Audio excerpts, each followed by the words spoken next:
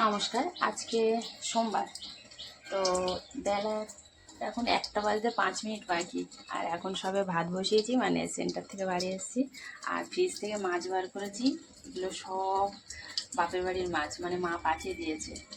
আর এই দেখো, এগুলো ছোটো ছোটো চিংড়ি। এগুলো একদম কেটে পরিষ্কার করে ধুয়ে সুন্দর করে, বলে কিনা একদম ধুতে লাগবে না।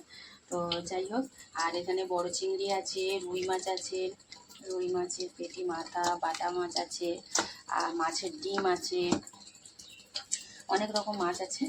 তো যাই হোক, অনেকটাই মাছ পাঠিয়েছে ভাই। অনেকটাই মাছ ধরেছিল জামাই ষষ্ঠী উপলক্ষে। অনেক মাছ ধরেছে, প্লাস অনেক মাছ কিনেও এনেছে। তো ভাই বলে দিয়েছে যে যা খাবে খাবে, আর সব পাঠিয়ে দেবে, কিচ্ছু বাড়িতে রাখবে না।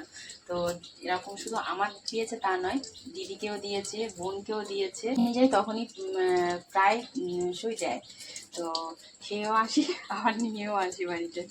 তো এতগুলো মাছ, অনেকটাই মাছ। এখন কিসে কি রান্না করব, একটার সময় এখন ভাবছি কি রান্না করব, কি দিয়ে কি রান্না করব। তো সবে সেই জন্য ভাতটা বসিয়ে দিলাম। 1টা বেজে গেছে। 12:30টার সময় সেন্টার থেকে বাড়ি এসেছি। আর বৃষ্টি হচ্ছে বলে এসে আমার জামা কাপড় সব মেলা ছিল, তুললাম। তারপর ভাত বসিয়ে ফ্রিজ থেকে সবে মাছগুলো বার করলাম। মাছ যে শুধু আমাদের দেয় তা নয়, আমার বাবা থাকতে আমার পিসিমাদের, আমার 4টে পিসিমাদের বাড়িতে সব পিসিমাদের বাড়িতেই পাঠাতো। আর প্রায় সময় পাঠাতো, বছরে 4-5 বার তো পাঠাবেই। তো যাই হোক, তার থেকেও বেশি পাঠাতো। পুকুরের মাছ, আড়তের মাছ, আমার বাবার মাছের আড়ত ছিল, আড়তের মাছ কিনে পাঠাতো। এমনি পুকুর থেকে ধরে পাঠাতো, আবার কিনেও পাঠাতো। তো বাবা থাকতে আমাদেরকেও পাঠিয়েছে। এখন ভাই সেটাই করে।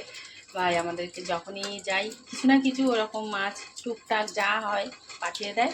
আর খাওয়ার তো অঢেল খাওয়া। তো যাই হোক, প্রচুর মাছ ধরেছে, প্রচুর মাছ কিনেছে। সেইগুলো বলছি না, এতটা মাছ ধরে আমাকে পাঠিয়েছে, দিদিকে পাঠিয়েছে, বোনকে পাঠিয়েছে।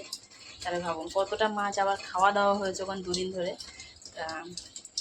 সেটাই বলার ছিল যে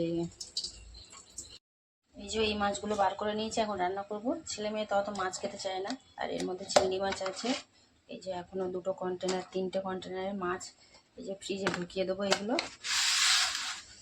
আর এগুলো রান্না করব।